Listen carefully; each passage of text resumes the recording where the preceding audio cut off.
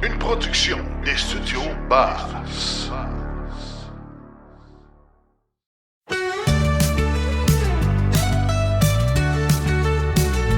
Notre histoire nous sera racontée dans ce passé décomposé.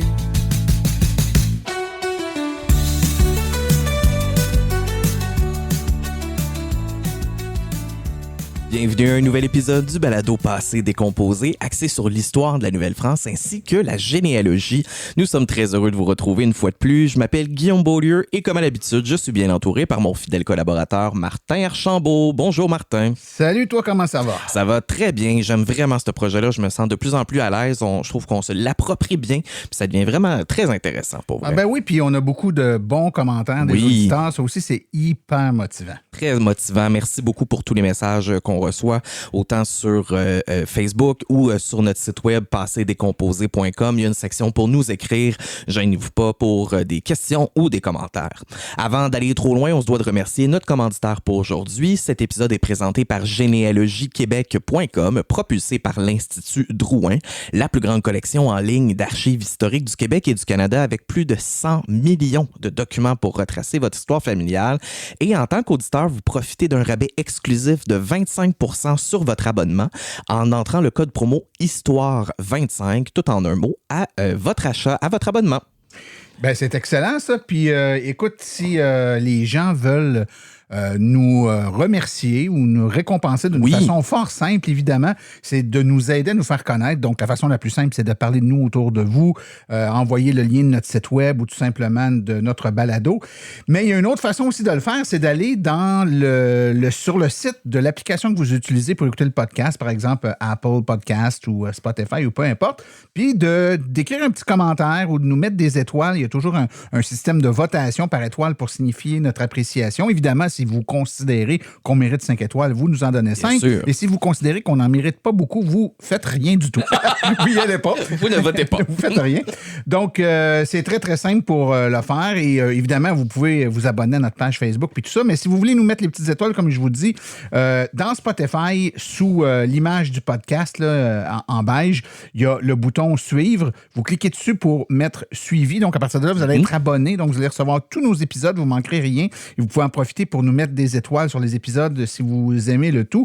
Et dans Apple Podcast, à droite de l'image beige en bas du podcast, là, totalement à droite, il y a le bouton « Suivre ». Donc, vous cliquez dessus, puis ça devient un petit crochet pour dire que c'est suivi. Ce que ça fait quand vous suivez le podcast, plutôt que juste venir écouter des épisodes quand vous entendez parler que c'est sorti, en nous suivant, c'est que vous allez être notifié automatiquement dès que l'épisode est disponible sur votre appareil mobile. L'épisode dit « Je vais se télécharger », puis vous allez être capable de l'écouter. Donc, vous ne manquerez rien. Vous allez être sûr d'avoir tout notre contenu.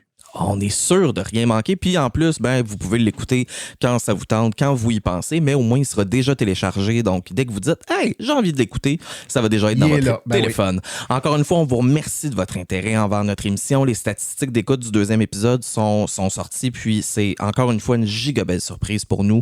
C'est grâce à vous, on veut vraiment vous remercier. Est-ce que tu es prêt à partir ça, Martin? Je suis prêt, mon ami. Ready. Ready. Comme toujours, on va débuter avec l'actualité générale. Cette semaine, on parle de la Société d'histoire de la Seigneurie de Chambly qui a décidé d'utiliser la modernité pour comprendre le passé.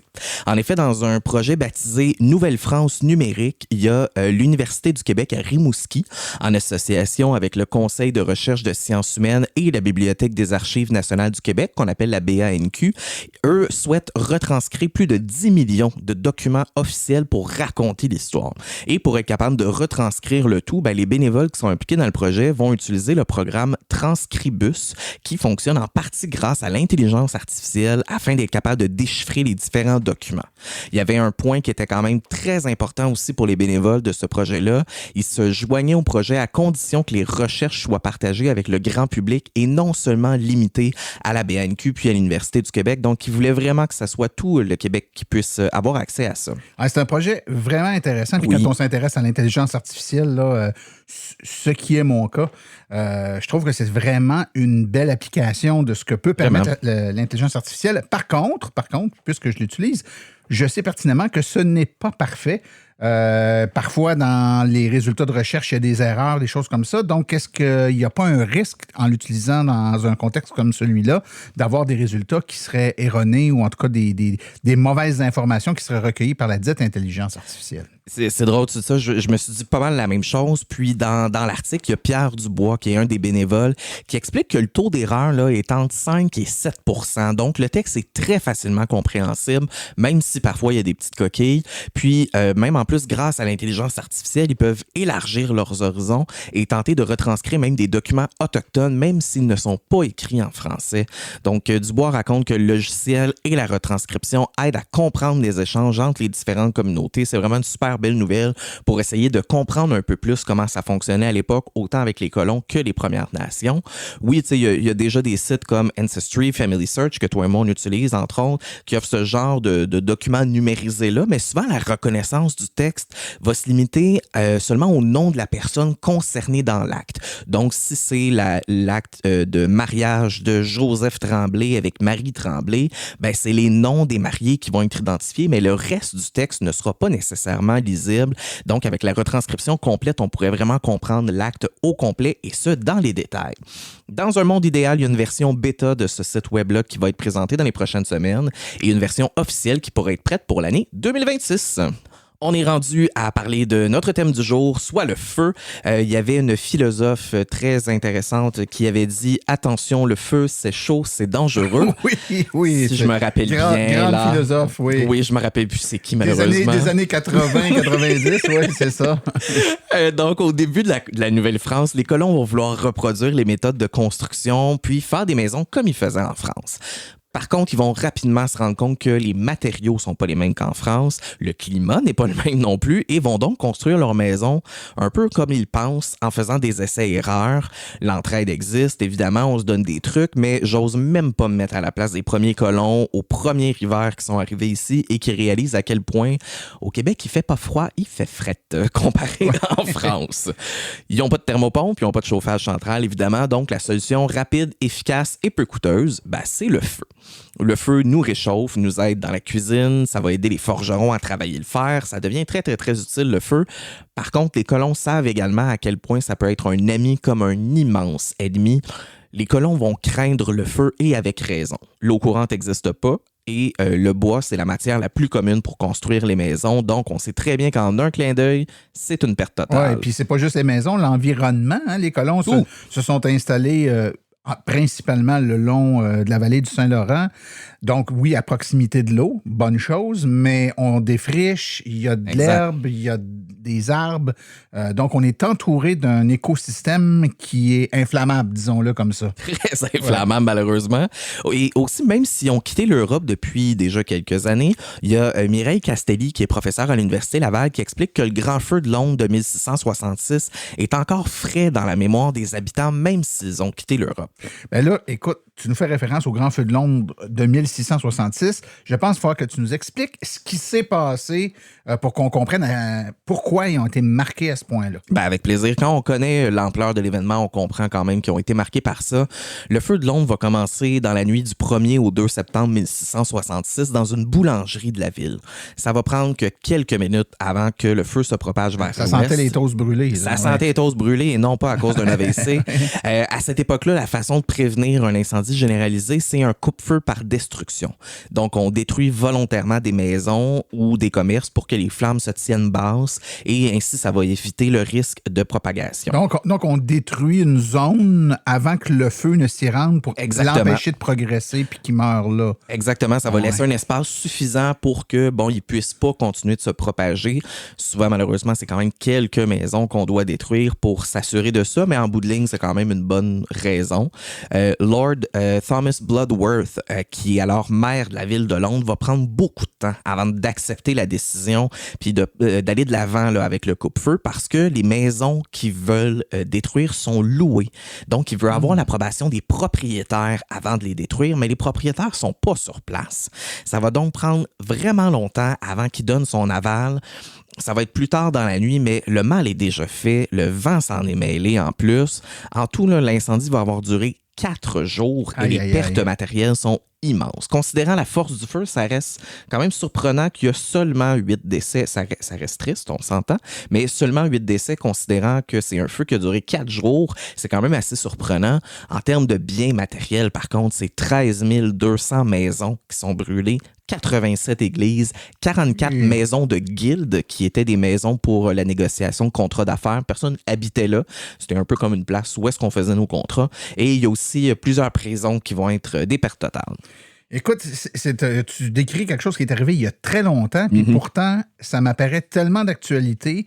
Ça fait plusieurs années, puis particulièrement dans les dernières années où ça s'est accentué, où on entend régulièrement des vagues d'incendies qui détruisent tout sur leur passage en Californie, dans l'Ouest canadien, etc. Puis c'est un peu la même chose, hein? C'est des feux de forêt, donc la forêt brûle, ça avance, puis il y a des villes qui y passent au complet. Et on voit que c'est pas quelque chose qui est nouveau. Ce qui est nouveau, c'est la fréquence avec laquelle ça arrive maintenant dû au changement climatique. Mais à cette époque-là, souvent, ça devait être créé soit par l'être humain, des gaffes faites par l'être humain, ou encore la foudre, peut-être, qui pouvait tomber sur quelque chose, mettre le feu. Mais on n'avait pas ce qu'on a aujourd'hui pour circonscrire tous ces feux-là. Donc, il fallait faire beaucoup de prévention. Il faut encore le faire aujourd'hui, remarque bien. Mais dans ce temps-là, c'était capital parce qu'on n'avait pas nécessairement les moyens de les arrêter les feux une fois qu'ils partaient. Qu'est-ce qu'on a mis en place à cette époque-là pour éviter que ça arrive? Bien, on va mettre des choses en place quand même assez rapidement. Je disais tantôt, au début, on construit une maison un peu comme on le pense, comme on le sent, mais dès 1673, il y a une volonté de limiter les risques d'incendie généralisés qui va apparaître dans les colonies, puis il y a un début de réglementation qui va être imposé. D'abord, toutes les maisons qui vont être construites dans la basse ville de Québec devront avoir 2 pignons en maçonnerie. Ça va assurer que le toit s'effondre un peu moins, ou du moins qu'il y ait un peu plus de contrôle si jamais ça s'effondre. Il y a un certain contrôle qui va être fait aussi quant à la qualité des matériaux qui vont être utilisés. Mais on s'entend que les améliorations vont être constantes, puis tout au cours du développement de la Nouvelle-France. En 1727, donc une cinquantaine d'années plus tard, des murs de refend deviendront obligatoires dans la construction des nouvelles maisons. Les murs de refend, c'est un peu ce qu'on appelle aujourd'hui nos murs porteurs. À ce moment-là, on les utilise pour tenter de limiter les dégâts en cas de feu pour que ça se propage le moins possible. Parce qu'on s'entend à l'époque, là, une maison, c'est une grosse pièce avec les chambres, les cuisines, le foyer, tout ça, tout ensemble. Avec des murs comme ça, on va essayer de limiter un possible incendie dans un endroit un peu plus restreint, puis essayer de sauver le reste de la maison. À Montréal, ça c'était à Québec. À Montréal, la construction est réglementée dès la fin du 17e siècle, mais d'une manière un peu moins précise. Les maisons, oui, devront être en pierre ou en maçonnerie ou à la limite avec des gros bois. Mais les habitants de Montréal semblent moins craintifs ou du moins voient peut-être moins l'importance de mettre des règlements en place, mais ça, c'est jusqu'au 19 juin 1721. La façon dont tu le dis, c'est pas le fun, ce qui s'est passé le 19 juin 1721, pardon. Qu'est-ce qui s'est passé? C'est effectivement pas une belle date. 19 juin 1721, c'est le jour de la fête Dieu, c'est-à-dire le 60e jour après Pâques. Les Montréalais se rassemblent devant la chapelle de l'Hôtel-Dieu pour souligner cette journée-là dans la joie.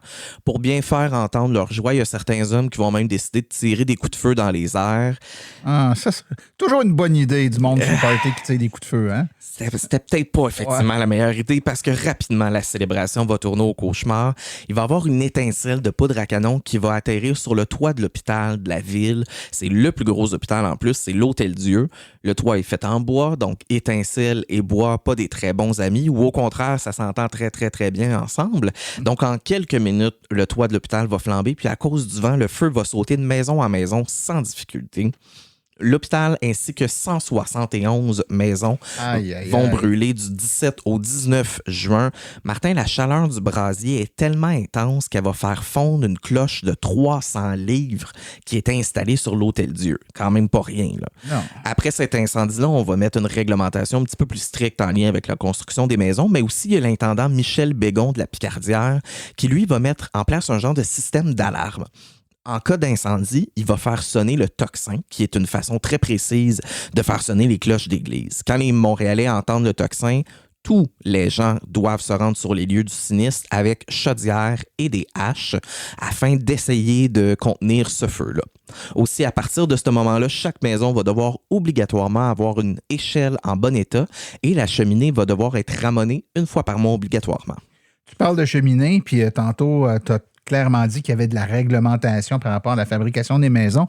On sait que même aujourd'hui, les cheminées, oui, il y a des réglementations par rapport à la taille, comment ça doit être fait pour être conforme, etc.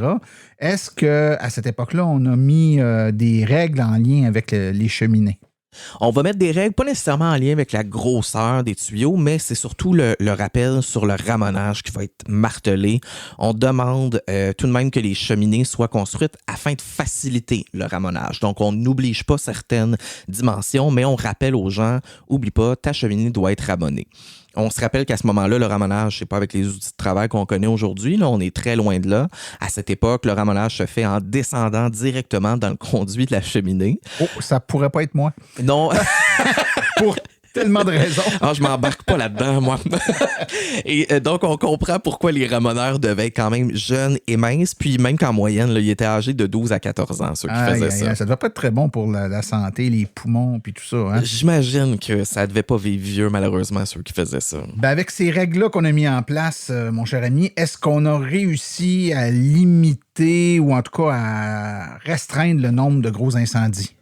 C'est difficile de le dire avec certitude, c'est certain, si tout ça a aidé, mais on dénombre pas non plus d'immenses nombres d'incendies importants dans la Nouvelle-France non plus. Oui, évidemment, là, il y a eu des incendies ici et là, mais des gros incendies, là, comme j'ai parlé avec celui de Londres et tout, il n'y en a pas des tonnes non plus, mais il y en a quand même quelques-uns qui ont marqué l'histoire au point où ces incendies, par contre, ont été très bien documentés. Là, tu t'imagines que tu piques un peu ma curiosité quand tu dis ça. Il y a certains gros incendies qui ont été bien documentés. Peux-tu m'en nommer quelques-uns, des exemples marquants? Bien sûr, il y en a quand même plusieurs marquants, mais il y en a 3 en particulier que j'avais envie de vous parler aujourd'hui. Il y en a même un que c'est un incendie criminel, et c'est celui-là que je veux vous parler d'ailleurs. L'incendie se déroule au Parlement de Montréal le 25 avril 1849. Il faut d'abord se mettre en contexte. À ce moment-là, Montréal est la capitale de la colonie britannique du Canada uni depuis 5 ans. Donc, le Québec est aux mains des Anglais à ce moment-là. Le 25 avril 1849, le gouverneur James Bruce, comte d'Elgin, va se rendre au Parlement de Montréal pour sanctionner un projet de loi sur les tarifs de marchandises. Sanctionner un projet de loi, là, c'est l'étape finale. Les députés ont travaillé sur un projet de loi, il est adopté par l'Assemblée et doit être finalement entériné par le gouverneur. Malgré que le terme sanctionner une loi, ça sonne très négatif, là, au contraire, ça veut dire que la loi est approuvée, en fait, par le gouverneur. Vers 17h, il va faire ce qu'il a à faire, mais il se dit, tant qu'à être sur place, je vais donner ma décision sur 41 autres projets qui sont en attente d'approbation. Parmi ces projets de loi-là se trouve la loi sur l'indemnisation des personnes ayant subi des pertes matérielles lors des rébellions de 1837 et 1838 qu'on connaît aujourd'hui. Ouais, les Patriotes. Exactement, la rébellion des Patriotes. Avec ce projet de loi-là, Louis-Hippolyte Lafontaine, qui est alors premier ministre et non seulement un tunnel toujours fermé, considère que c'est un moyen symbolique de penser les blessures de la rébellion, de reconnaître les droits des Canadiens français et aussi que le gouvernement prenne un peu sa part de responsabilité dans les événements. Donc, c'était pas une mauvaise idée, en tout cas de notre point de vue. Pour les Canadiens français, c'était quand même un très beau projet de loi. Ils vont recevoir un peu d'argent. Ils vont reconnaître que les Canadiens français existent et sont à part égale, mais on est quand même dans un gouvernement britannique à ce moment-là. Mais contre toute attente, surtout de la part des loyalistes britanniques, le gouverneur va quand même approuver le projet de loi et va accorder l'indemnisation. À ce moment-là, les assemblées étaient publiques, donc ça va prendre que quelques minutes avant que les pro-britanniques se rassemblent autour du Parlement, puis vont attendre le gouverneur de pied ferme. À sa sortie du Parlement, James Bruce se fait lancer non seulement des œufs, mais même des pierres du pavé par les manifestants. Les Montréalais pro-britanniques appellent à la révolte face à cette nouvelle loi-là. Les émeutiers vont casser les fenêtres de l'Assemblée législative qui est encore en pleine séance. Donc, il y a encore du monde dedans qui travaille et on commence déjà à faire de la casse. Après ça, il y a un groupe qui va entrer dans l'édifice, qui va saccager l'Assemblée nationale, la salle d'Assemblée. Et dans tous ces bris-là, il y a des conduits de gaz qui sont brisés. Ça va prendre que quelques temps avant que tout ça flambe parce qu'à l'époque, les lampadaires qu'on appelait des réverbères, c'était fait avec le feu. Donc, feu et gaz, c'était pas un très bon mélange, ça non plus. L'incendie va consumer les 2 bibliothèques parlementaires et vont brûler plus de 23 000 livres qui sont sur les lieux. 23 000 livres. Vraiment, c'était quand même assez important. Puis donc, c'est du papier, des bibliothèques, ça flambe, là. C'est assez intense. Ça va se propager à quelques édifices autour, dont une maison, des entrepôts, l'hôpital général des Sœurs Grises.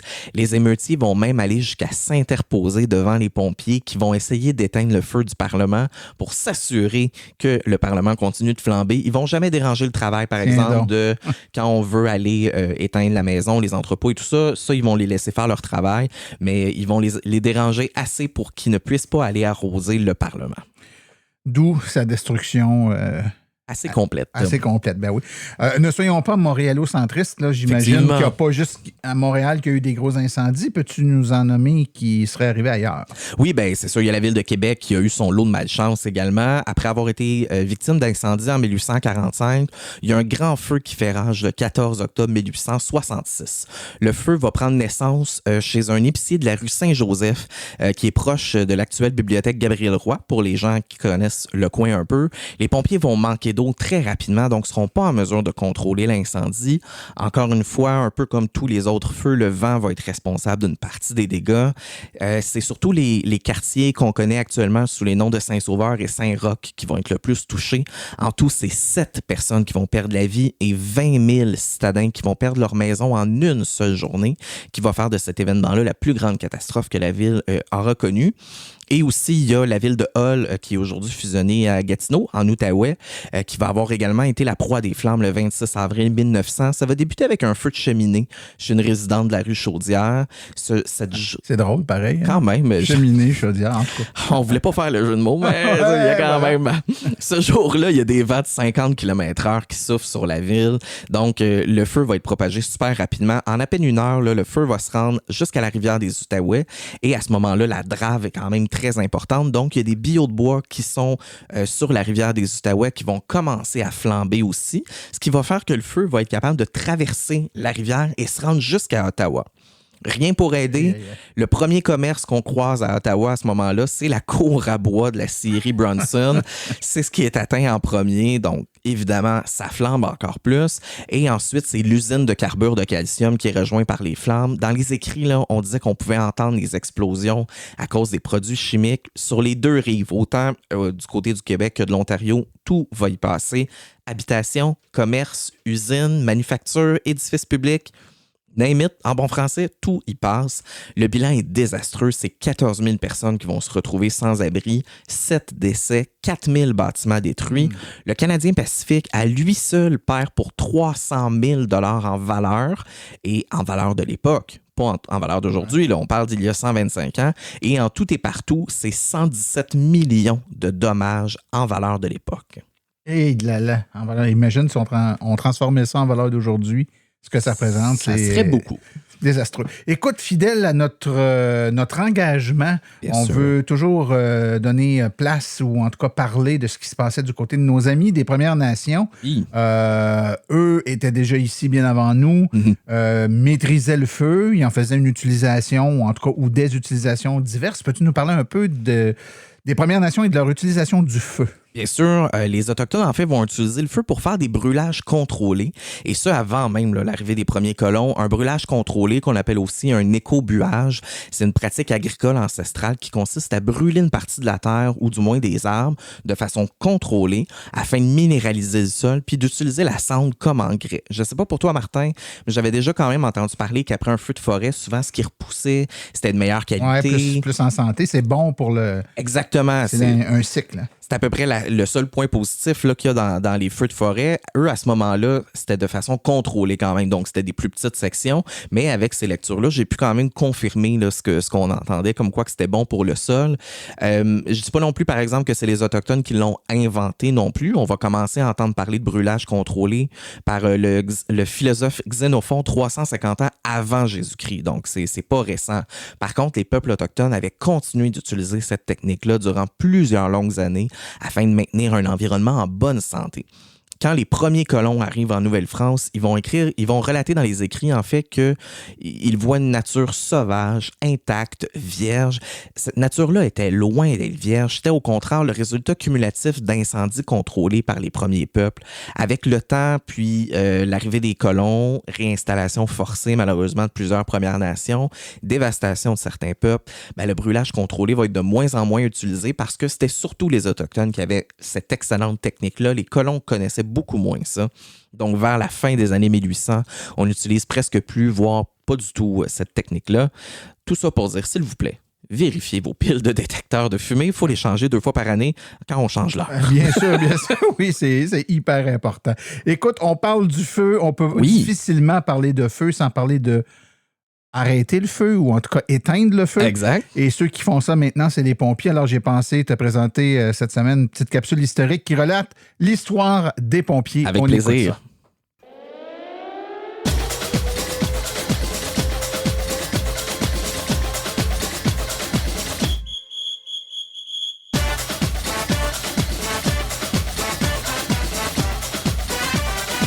En pleine nuit, une sirène.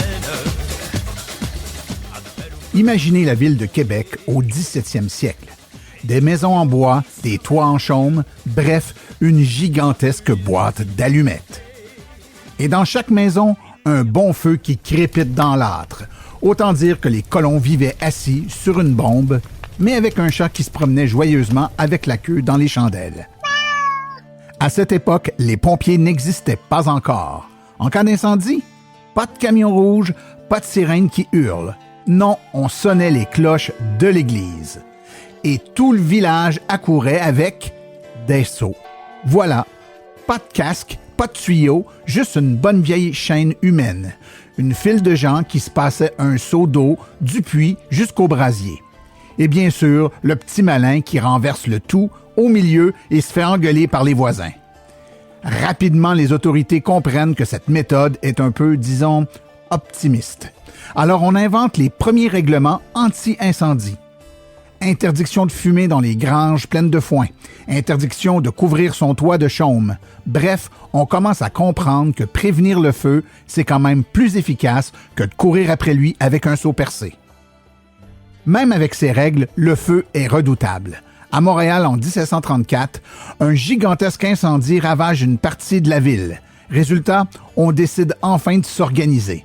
On forme des groupes de citoyens qui deviennent les premières brigades de pompiers volontaires.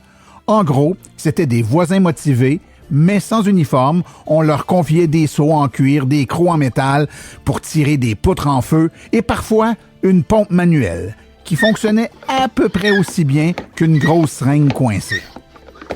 Les Anglais, après la conquête, amènent avec eux une mentalité plus organisée. Ils créent des brigades officielles avec des volontaires recrutés quartier par quartier.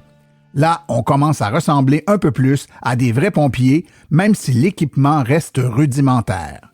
Imaginez une veste épaisse, un casque de cuir et l'air déterminé de quelqu'un qui s'en fasse battre contre une ville entière en flammes. Puis, au 19e siècle, c'est la Grande Révolution. Les pompes à vapeur tirées par des chevaux. Et là, ça fait du spectacle. Les rues résonnent du galop des chevaux, des cloches qu'on agite et des cris de pompiers qui foncent vers le feu. Sauf qu'entre nous, arriver avec une pompe à vapeur quand la maison est déjà en cendres, ça reste une arrivée spectaculaire, certes, mais pas très utile. Et puis enfin, les brigades volontaires laissent place à des vrais services municipaux. À Montréal, en 1863, on crée le service des incendies avec de vrais pompiers à temps plein. À Québec, ça viendra un peu plus tard, en 1889. Fini les voisins maladroits qui se balancent des seaux d'eau dans les jambes, maintenant place aux professionnels. Mais soyons honnêtes, pendant 2 siècles, les pompiers du Québec, ce furent surtout des voisins pressés, mal équipés, qui improvisaient avec ce qu'ils avaient sous la main. Des héros du quotidien, mais avec un sens de l'efficacité parfois discutable.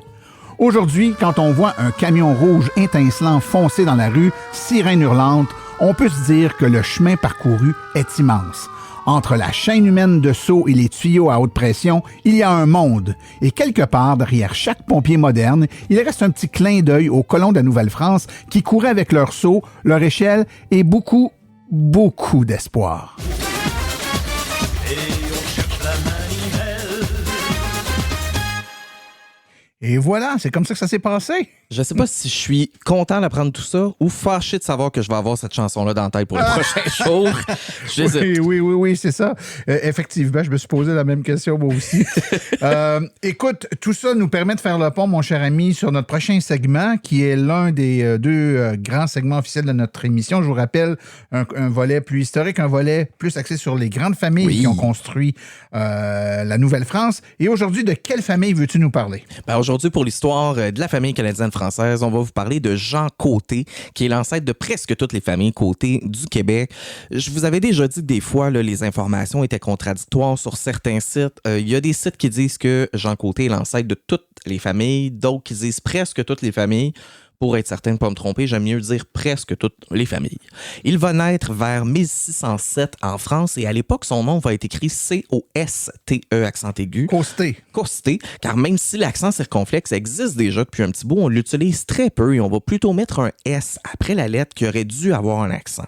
Donc, au lieu du O circonflexe de côté, on va mettre un S, mais on ne prononçait pas le S. C'était vraiment pour savoir qu'il y avait cette lettre-là. Avec le temps, il y a certains noms qui ont gardé le S, même s'il est devenu inaudible. Donc, la famille Lanier, par exemple, qui s'écrit L-A-S-N-I-E-R, on prononce Lanier. Je pense, par exemple, aussi à la famille Lestage. Aujourd'hui, on prononce vraiment le S de Lestage, mais qui sait peut-être qu'à l'époque, c'était la famille Létage. La seule façon de savoir, ce serait de demander à Marty McFly de retourner dans ces années-là, mais je crois qu'il a rangé sa DeLorean depuis. Oui, à 88 miles. Elle est malheureusement au garage. Bref, notre cher Jean Côté va arriver à Québec le 20 juillet 1635, alors que la colonie est à ses balbutiements. Tout porte à croire, selon les recensements de l'époque, que Jean est sur le même bateau qu'Anne Martin, une fille du roi qui va devenir plus tard son épouse, quelques semaines plus tard en fait. Là. Oui, mais ceux qui nous écoutent, pour la première fois, nous parlâmes des filles du roi dans l'épisode 1, donc reculé de 2 épisodes. Exactement. Et vous pouvez entendre parler des filles du roi. Vous allez entendre tout en détail comment ça fonctionnait. À peine arrivés à Québec, Jean et Anne, vont se marier le 17 novembre 1635. À cette époque-là, c'est le 6e couple de colons à se marier en Nouvelle-France. Oh. Donc, quand je dis qu'on était au début là, de la colonie, j'exagérais pas. Là. Les témoins du mariage, c'est Guillaume Couillard et Robert Giffard. Guillaume, c'est un réputé colon en Nouvelle-France, alors que Robert Giffard, c'est une des personnes les plus importantes en lien avec la colonisation du Québec. Selon certains sites de généalogie participative, ça va être inscrit qu'Anne Martin, c'est la fille d'Abraham Martin, l'homme à qui les plaines d'Abraham doivent leur nom, mais il s'agit là d'une erreur en fait. Les filles d'Abraham Martin sont toutes nées au Québec et non en France. On va en reparler dans un prochain épisode sur comment bien faire sa généalogie, les pièges à éviter. Ces sites participatifs-là, pour la très grande majorité du temps, les informations sont bonnes. Malheureusement, il peut y avoir des informations, des erreurs qui se glissent. Oui. Puis c'est pas juste en généalogie, tous les sites participatifs ou sociopopulés, là, c'est monsieur, madame, tout le monde qui rentre l'information dedans. Je pense pas. La grande majorité des gens sont pas mal intentionnés, mais parfois, c'est pas tout le monde qui a la même rigueur. C'est pas toujours vérifié, corroboré. Puis en généalogie, la vérification, la corroboration, je vais vraiment le dire comme il faut. C'est hyper important. Vraiment. Hyper important. Écoute, tu as parlé de l'origine du colon puis de la ville d'où il vient dans les épisodes précédents. Et là, tu nous parles de M. Côté, mais tu nous dis pas d'où il vient. C'est un oubli? Non, en fait, Jean fait partie de ces quelques colons dont l'origine est totalement inconnue. Ça peut arriver qu'on ait une date approximative ou genre le nom des parents. Dans ce cas-ci, dans le cas de Jean Côté, les premières années de vie sont totalement inconnues. On ne connaît pas le nom de ses parents, on ne connaît même pas une ville approximative d'où il pourrait être originaire. La date de naissance estimée à 1607 là, que je vous ai nommée, c'est avec les recensements de la Nouvelle-France. Encore là, c'est pas tout le monde qui donnait la bonne date dans les recensements parce que souvent, ils la connaissent même pas, en fait. Donc, c'est pas rare de voir un recensement, que d'un recensement à l'autre, là, pour la même personne, la ligne de naissance, c'est pas la même. Ça va être écrit qu'il y a 25 ans dans un recensement. 10 ans plus tard, il est rendu à 33 ou bien 38. De nos jours, il y a l'État civil qui gère tout ça. À cette époque-là, c'est pas mal le dernier de leurs soucis, je te dirais. Donc, c'est ce qui fait malheureusement qu'on a peu d'informations. Le couple va s'établir à Québec et ils vont être les parents de 8 enfants, soit 5 garçons et 3 filles. Et de ces 8 enfants, il y a seulement une fille, Marie, qui ne se mariera pas parce qu'elle décède dans sa première année de vie. Mais sinon, les 5 garçons et 2 filles vont se marier et avoir des enfants. Moins d'1 an après leur mariage, le couple va recevoir une terre dans la seigneurie de Beauport, qui est aujourd'hui un des 6 arrondissements de Québec. Pour ceux qui ne connaissent pas beaucoup Québec, Beauport, c'est l'arrondissement qui est le plus à l'est et se termine environ à la hauteur des Chutes Montmorency. À ce moment-là, on va appeler Beauport le quartier Fargy. Comme nom dit. Martin, dans l'épisode des Cloutiers, je t'avais parlé beaucoup plus en détail là, de Robert Giffard, un homme important. Bien, si tu inverses le nom de Giffard, ben, ça donne Fargy. Ah, les colons faisaient du verlan. Exactement. Leur passé français n'est pas si loin, finalement. Oui. Donc, le nom de la ville, c'est vraiment l'honneur de Robert Giffard qui ont inversé. Donc, Giffard, Fargy. Et parlant de Zachary Cloutier, dans le premier épisode, ben, la famille Côté va s'installer, oui, à Fargy et auront Zachary Cloutier comme voisin. Aussi, Noël Langlois, qui est un autre colon très impliqué dans la vie de la Nouvelle-France. Ça va prendre, par exemple, 10 ans avant que le contrat de concession de terre soit officiellement rempli. Il n'y a rien qui indique la raison, par exemple, de ce délai, mais par contre, avec l'acte de concession, on peut voir que Jean Côté ne savait pas signer, ce qui était quand même commun chez les hommes de cette époque. En plus de leur terre à Beauport, Jean et Anne, Jeanne et Anne, c'est pas facile à dire. Jean et Anne se verront céder une terre par le gouverneur Charles de Montmagny. L'emplacement exact de cette deuxième terre-là est quand même assez difficile à situer parce que sur l'acte de concession, on dit que la terre est sur la grande route qui va de Québec à Cap-Rouge, ce qu'on appellerait aujourd'hui l'autoroute 40 finalement. Ouais. Selon d'autres historiens, ben, on dit que la terre serait près de l'actuelle tour Martello qui est sur les plaines d'Abraham. C'est aussi difficile de savoir si les Côtés vont habiter cette terre-là ou s'ils vont seulement la louer. Écoute, super intéressant. Je te ramène encore aux Premières Nations, oui. Notre dada. Dans ces années-là, comment ça se passe entre les Autochtones puis les colons qui sont en train de s'installer tranquillement pas vite? Dans la région de Québec, il y a les Hurons-Wendat et les colons français qui cohabitent dans une super belle harmonie. Les Hurons-Wendat, c'est les principaux alliés des Français et ce, depuis le début de la colonisation, notamment grâce au commerce des fourrures. Les Hurons-Wendat, c'est la courroie de transmission avec les autres nations autochtones. Sans eux, là, le commerce de la fourrure devient très difficile. Il y a aussi les Iroquois qui sont sur place et eux, c'est des alliés des Hollandais et éventuellement des Anglais. Et étant donné que la quasi-totalité du commerce de fourrure se passe avec les Hurons-Wendat, ben, les Iroquois vont vouloir prendre un peu le contrôle de tout ça pour avoir une part du marché. Et dis-moi de quelle façon ils vont s'y prendre pour prendre ce contrôle-là. Ouais, bon, évidemment, ça se passe pas très bien. Il y a une guerre qui va avoir lieu entre 1648 et 1650 qu'on appelle la destruction de la patrie des Wendat ou la Huronie. Les Iroquois, qui étaient les alliés avec Hollandais, sont beaucoup mieux armés que les Hurons-Wendat. Donc, les Iroquois vont lancer une série d'attaques, de raids contre les Hurons-Wendat et dès 1649, les principaux villages et missions jésuites Hurons-Wendat vont être détruits, dont Sainte-Marie au pays des Hurons. Cette mission jésuite a d'ailleurs été reconstruite et est devenue un musée national à Midland, à environ 150 km au nord de Toronto, si jamais il y en a qui veulent y aller. Les Hurons-Wendat qui survivent à ces attaques-là vont se disperser ou bien vont joindre d'autres nations, mais il y en a malheureusement beaucoup qui vont décéder là-dedans. De la façon dont tu nous le décris, les Français sont plus ou moins impliqués dans le conflit, mais j'imagine que ça va finir par les impacter par la bande, comme on dit. Oui, quand même. Là, les colons sont quand même assez chanceux parce qu'en termes de pertes matérielles, de pertes humaines, très peu de conséquences. Il n'y aura pas vraiment de décès liés à cette guerre-là et les Iroquois ne se sont pas attaqués à aucune terre de colons non plus. Par contre, avec cette guerre-là, ben, les colons viennent de perdre leur allié qui agissait aussi à titre d'intermédiaire. Donc, c'est le commerce de la fourrure qui va vraiment écoper durant cette guerre-là. Les Iroquois ont pris une très grande confiance également, vont dominer là, maintenant ce qui est le corridor fleuve Saint-Laurent, Grand Lac. Puis aussi, j'avoue, là, ça va être un peu dur à dire, puis c'est même un peu dégueulasse, là, mais les Hurons-Wendat, c'était un peu comme un bouclier militaire entre les colons et les Iroquois. Donc, avec le dispersement puis la destruction de leur village, ben, la prochaine colonie qui devait être attaquée, ben, c'était logiquement les colons. Et est-ce que tout ça finit par avoir un impact sur notre grande vedette du jour, M. Jean Côté? Oui, parce que pour les habitants de Beauport, le danger va être constant. Les risques d'attaque sont quand même assez grands, ce qui amène son lot de stress, évidemment. Pendant ces années difficiles-là, les familles vont chercher la sécurité dans le rapprochement. Donc, Jean Côté et Noël Langlois choisissent de s'installer sur la même terre. Jean va louer une partie de la terre de la famille Langlois. Ils vont construire une petite maison et vont rester là jusqu'à jusqu'à ce que la menace se dissipe, puis éventuellement retourner à Beauport.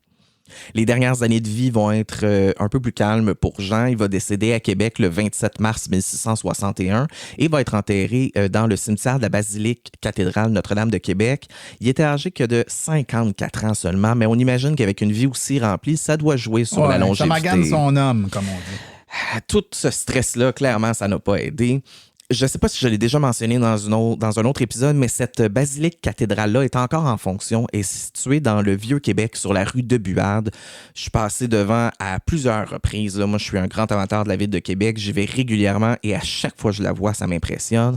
On s'entend qu'avec le temps, c'est plus exactement la même, pour ne pas dire plus du tout la même. Là. Elle a été bombardée, elle a passé au feu, mais reste que la fondation, l'âme là, de la basilique reste la même.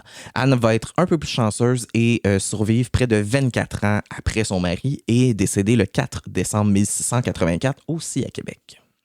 Que reste-t-il de nos amours? Ben, c'est ça, moi aussi, j'allais dire. Hein? Que reste-t-il de Jean Côté, son legs? Selon l'Association des côtés d'Amérique, Jean est parmi les pionniers fondateurs de Québec et va figurer parmi les 8 premiers défricheurs de Beauport. Donc, on peut dire quand même que c'est un des cofondateurs de Beauport, là, littéralement. La quasi-totalité des côtés du Québec descendent de Jean Côté et d'Anne Martin. Et par ailleurs, le nom Côté se classe au 4e rang des noms les plus fréquents au Québec, avec 7 personnes sur 1000 qui portent ce nom-là. Côté hommage, il y a les noms de Jean Côté et d'Anne Martin qui figurent également sur la plaque Les premiers colons de Québec, qui est apposée sur le monument de Louis Hébert. Et enfin, il existe le carré Jean Côté dans l'arrondissement de Beauport à Québec et la rue Anne Martin dans le même arrondissement. Nous voilà maintenant rendus à la fin de ce magnifique épisode. Eh oui, déjà. De quoi parlons-nous pour les prochains épisodes? Bien, on va parler de moyens de transport et d'une famille aussi très importante dans la région de Québec, la famille Lavoie.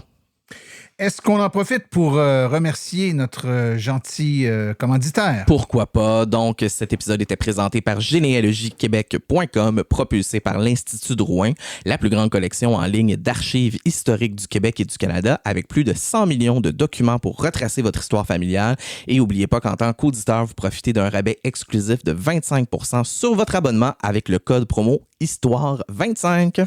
Eh bien, on va terminer en vous rappelant qu'on aime entendre parler de vous et vous lire. Oui. Donc, on vous incite à venir faire un tour sur le site web passédécomposé.com. Pas d'accent. Exact. Il y a une petite section pour nous écrire. Gênez-vous pas pour nous écrire. Sur les réseaux sociaux également, on peut nous retrouver sur notre page Facebook, Passé Décomposé le podcast. Oui. On est là. Donc, gênez-vous pas et parlez de nous. Faites connaître le podcast au plus de gens possible. Notre bonheur réside beaucoup dans l'auditoire que nous rejoignons. Donc, sur ce, mon cher ami Guillaume, à la prochaine. On se parle bientôt. Bye bye.